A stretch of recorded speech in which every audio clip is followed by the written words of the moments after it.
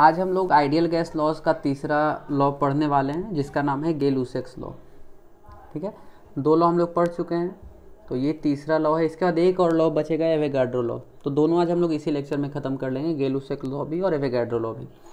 तो चलिए शुरू करते हैं। सबसे पहले देखते हैं गे-लुसेक्स लॉ क्या कहता है, किसके किसके बीच रिलेशन देता है। तो Gay-Lussac's law gives relation between temperature and pressure of gas, मतलब ये टेम्परेचर और प्रेशर के बीच का रिलेशन बताता है। उसमें क्या क्या कांस्टेंट होना चाहिए आपको पता है, नंबर ऑफ मोल्स और वॉल्यूम कांस्टेंट होना चाहिए। बाकी का जो बचा दो है वो कांस्टेंट होगा, तभी तो रिलेशन बता पाएंगे ना। अगर चारों चेंज होते रहेगा तो कैसे रिलेशन बता सकते हैं। तो ये सिर्फ टेम्परेचर और प्रेशर के बीच रिलेशन बताता है और बोलता है कि प्रेशर जो है वो डायरेक्टली प्रोपोर्शनल टू टेम्परेचर है। मतलब अगर टेम्परेचर बढ़ेगा तो प्रेशर भी बढ़ेगा, अगर प्रेशर घटेगा तो टेम्परेचर भी घटेगा। ठीक है, ऐसा ये बोलता है। तो इसका एक सीधा सीधा एग्जांपल आप घर में भी देख सकते हैं ना। अगर प्रेशर कुकर पे आप खाना बना रहे हैं तो खाना बनाने टाइम क्या होता है, अगर हम उसको ज़्यादा देर तक गैस पे छोड़ते हैं तो गर्म हो जाता है, तो गर्म होता है तो प्रेशर बढ़ता है। यानी क्या देख रहे हैं, जैसे जैसे टेम्परेचर बढ़ रहा है वैसे वैसे प्रेशर भी बढ़ता है। तो pressure directly proportional to temperature हुआ ना, सीधा सीधा प्रोपोर्शनल है। अगर टेम्परेचर बढ़ेगा तो प्रेशर भी बढ़ेगा। तो हम लोग लिख सकते हैं प्रेशर इज इक्वल टू के टी। अगर के कोई कांस्टेंट मान लेते हैं, ये कुछ भी हो सकता है, इसको आप ये मत सोचेगा कि सारा में सेम है, जैसा कि मैंने सब में के टी लिखा है या फिर के वी लिखा है। तो ऐसा मत सोचेगा कि सारा में सेम है, वो अलग अलग होगा, कुछ भी हो सकता है। बस एक कांस्टेंट है, ये कांस्टेंट है मतलब कि ये किसी चीज़ पे डिपेंड नहीं करता। ये 2, 4, 6, 8 पॉइंट कोई नंबर होगा। ठीक है, इसका मतलब क्या होगा कि प्रेशर बाई टेम्परेचर हमेशा कांस्टेंट रहेगा। यानी कि P1 by T1 is equal to P2 by T2। Initial pressure by initial temperature is equal to final pressure by final temperature. ये हो गया हमारा गे-लुसेक्स लॉ। ये बोलता है कि प्रेशर और टेम्परेचर डायरेक्टली प्रोपोर्शनल है। P1 T1, P1 by T1 is equal to P2 by T2 हो गया। अब ये सिंपल सा ग्राफ से एक दो देख लेते हैं। तो प्रेशर और टेम्परेचर के बीच का ग्राफ क्या होगा, स्ट्रेट लाइन होगा। Straight line passing through centre, आपको पता ही होगा स्ट्रेट लाइन का इक्वेशन क्या होता है, y is equal to mx plus C. तो यहाँ पे c जीरो है, मतलब ये सेंटर से पास करेगा, होता है ना, आप लोग पढ़ा होगा y is equal to mx। इसका मतलब क्या होगा, एक straight line passing through centre. तो यहाँ पे y है p और x क्या है, t है। तो k यहाँ पे m के जगह पे k है, यानी कि स्लोप इसका k है। तो आप सिंपली देख सकते हैं कि डायरेक्टली प्रोपोर्शनल है, तो इसका मतलब स्ट्रेट लाइन होगा। Pressure versus inverse of temperature, pressure versus inverse of temperature क्या होगा, तो pressure is equal to 1/T में क्या होगा, तो ये ऐसा ग्राफ बन जाएगा इसका। ये देखिए प्रेशर बाई 1/T। चलिए अब एक क्वेश्चन, बहुत इंटरेस्टिंग क्वेश्चन, चलिए इसको सॉल्व करते हैं। डे टू डे लाइफ से है और इससे हम लोग बहुत कुछ सीख सकते हैं। यहाँ पे बोल रहा है एक एलपीजी सिलेंडर है जिसका गैस है उसमें भरा है वो 3 ATM में भरा हुआ है, मतलब उस सिलेंडर का प्रेशर 3 ATM है। अगर किचन में आग लग जाता है, जनरली बहुत सारा आपने ऐसा एक्सीडेंट सुना होगा, और P max is equal to 12 ATM, then calculate T max, मतलब मैक्सिमम टेम्परेचर कितना हो सकता है उस रूम का। तो चलिए सबसे पहले समझते हैं पी मैक्स और टी मैक्स का ही कॉन्सेप्ट क्या है। तो आप एक सिंपल चीज़ समझिए सबसे पहले कि अगर सिलेंडर फटता है तो सिलेंडर फटने का रीज़न ये होता है कि उस सिलेंडर का टेम्परेचर इतना बढ़ जाता है, वो इतना गर्म हो जाता है कि अंदर का प्रेशर उसके मतलब जो लिमिटेड प्रेशर है, जितने प्रेशर झेलने के लिए उसको बनाया गया है। जैसे कि अगर एक डंडा रखा हुआ है या फिर एक क्या बोल सकते हैं, एक पुल बना हुआ है, पुल का एक लिमिट होता है ना कि इस पर इतना वजन का गाड़ी जा सकता है, इससे ज़्यादा जाएगा तो टूट जाएगा। उसी तरह सिलेंडर का भी एक लिमिट होता है कि इससे ज़्यादा अगर प्रेशर पड़ा इस सिलेंडर पे तो ये टूट जाएगा, मतलब फट जाएगा, टूटेगा नहीं फट जाएगा। तो वही पी मैक्स होता है, एक मैक्सिमम प्रेशर झेलने का उसका क्षमता होता है। उससे ज़्यादा प्रेशर होगा तो वो सिलेंडर फट जाएगा। तो यहाँ पे क्या होगा कि जैसे जैसे टेम्परेचर बढ़ेगा तो उसके अंदर का प्रेशर भी बढ़ते जाएगा। तो प्रेशर बढ़ते बढ़ते एक ऐसा टाइम आएगा जब वो उसके मैक्सिमम प्रेशर झेलने का जो उसका क्षमता है उससे ज़्यादा हो जाए, तो उसके वजह से सिलेंडर फट जाता है। तो ऐसा मत सोचेगा कि आग लगने की वजह से सिलेंडर फटता है। सिलेंडर फटता किसके वजह से है, क्योंकि उसके अंदर का टेम्परेचर की वजह से प्रेशर बहुत बढ़ जाता है और वो प्रेशर उस सिलेंडर के झेलने की क्षमता से ज़्यादा हो जाता है और वो सिलेंडर फट जाता है।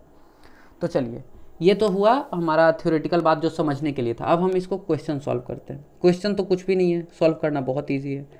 हम लोग जानते हैं P1 by T1 is equal to P2 by T2। कहाँ से, गे-लुसेक्स लॉ से। गे-लुसेक्स लॉ से हम लोग ये फॉर्मूला जानते हैं कि initial pressure by initial temperature is equal to final pressure by final temperature. Value सिर्फ पुट कर देते हैं। रूम टेम्परेचर पे है तो रूम टेम्परेचर मतलब जनरली हम लोग लेते हैं 300 केल्विन या 27 डिग्री सेल्सियस।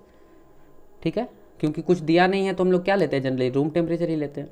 तो P1 कितना हो गया, P1 है 3, T1 कितना है 300, इज इक्वल टू P2 कितना है 12, P2 मतलब क्या, जो फाइनल प्रेशर जिसके बाद वो फट जाएगा, तो मैक्सिमम प्रेशर 12 है, बाई T2 हो जाएगा, कितना हो गया, ये 3 से 3 गया, ये 112 इधर आ गया, 1200 केल्विन, यानी कि 927 केल्विन।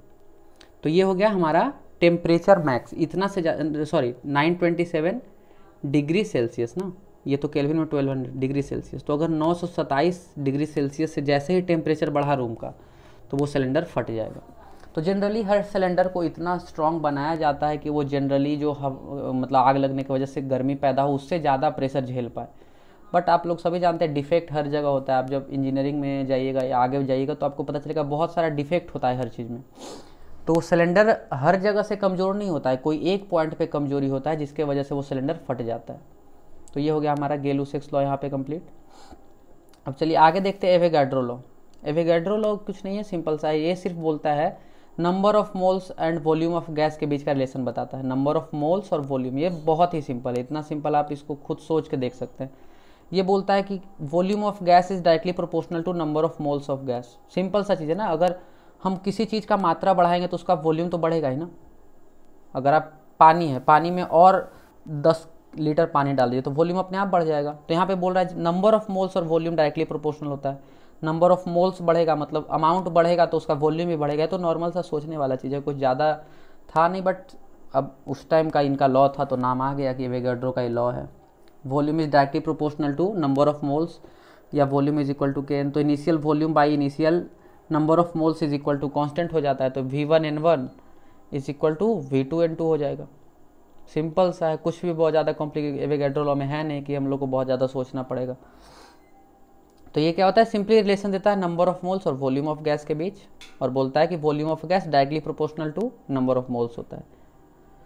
तो चलिए ये हो गया। अब एक बार रिकैप कर लेते हैं क्या क्या पढ़ें। गे-लुसेक्स लॉ है। गे-लुसेक्स लॉ हम लोग को क्या बताता है, टेम्परेचर और प्रेशर ऑफ गैस के बीच का रिलेशन बताता है। ये बोलता है pressure is directly proportional to temperature, यानी कि प्रेशर बढ़ेगा तो टेम्परेचर बढ़ेगा और टेम्परेचर बढ़ेगा तो प्रेशर बढ़ेगा। बोलता है ग्राफ्स था यहाँ पे 2 बस, ये 2 सिंपल ग्राफ्स है, P वर्सेस T का और P वर्सेस 1/T का।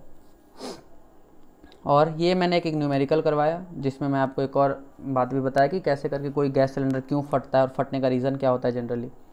तो ये वो हो गया। अब यहाँ पे लास्ट में था एवोगाड्रो लॉ। बहुत ही सिंपल चीज़ है कि number of moles is directly proportional to volume of gas. ये सोचने वाली चीज़ है ना, अगर नंबर ऑफ मोल्स बढ़ाएंगे, किसी चीज़ का मात्रा बढ़ाएंगे तो उसका वॉल्यूम बढ़ेगा, उसका आयतन भी तो बढ़ेगा ना। तो ये हो गया हमारा एवोगाड्रो लॉ। तो इसके ऐसे हम लोग ने चारों लॉ कर लिया है। अब नेक्स्ट क्लास से हम लोग आइडियल गैस का इक्वेशन पढ़ेंगे, आइडियल गैस का इक्वेशन पढ़ेंगे, जहाँ पे चारों लॉ को मिक्स करके एक नया इक्वेशन लिखा जाता है।